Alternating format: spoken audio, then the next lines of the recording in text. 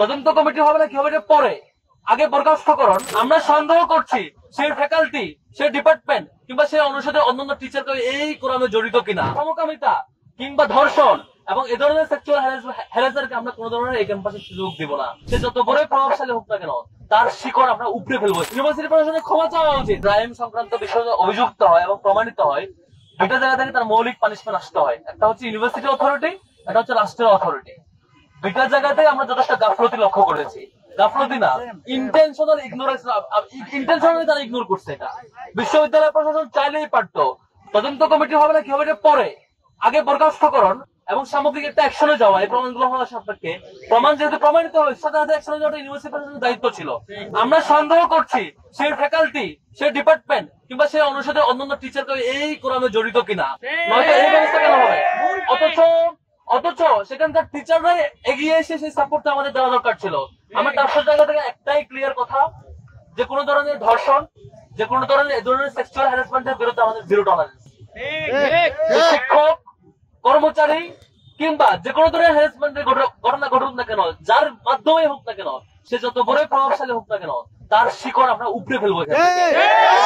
সমকামিতা কিংবা ধর্ষণ এবং এ ধরনের সেক্সুয়াল হ্যারাসমেন্টকে আমরা কোন ধরনের এই ক্যাম্পাসে সুযোগ দিব না।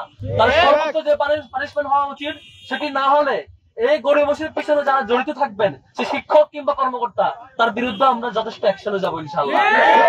এটা আমাদের জন্য লজ্জা যে এরকম একটা সিভিয়ার লেভেলের ক্রাইম হওয়ার পরে শিক্ষার্থীরা গতকালকে বিসির আমাদের বিপির নেতৃত্বে বিসির কাছে স্মারকলিপি দিয়েছে এবং অভিযোগ করেছেন।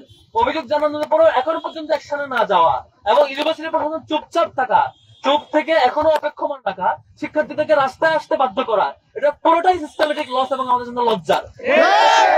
দুঃখ প্রকাশ করা উচিত যারা অভিযোগ করেছে সাহস করে, তারা যে স্টিল ট্রমাটাইজ, তারা যে এখনো প্রত্যাশা পায় নাই যে পানিশমেন্ট পাবে কিনা, এই ট্রমাটাইজ হওয়ার এই পিছনে ইউনিভার্সিটি প্রশাসন দায়ী। তাদেরকে শিক্ষার্থীদের সরি বলা উচিত, ইউনিভার্সিটি প্রশাসনের ক্ষমা চাওয়া উচিত এবং বিশ্ববিদ্যালয় প্রশাসনের এখনই পর্যাপ্ত ম্যানেজমেন্ট থাকা উচিত। যখন এই ধরনের কোন শিক্ষার্থী কোন ধরনের হ্যারাসমেন্টের অভিযোগ তুলবে এবং প্রমাণ দিবে, সেটা যাতে যথাযথ পানিশমেন্ট ইমিডিয়েটলি হয়।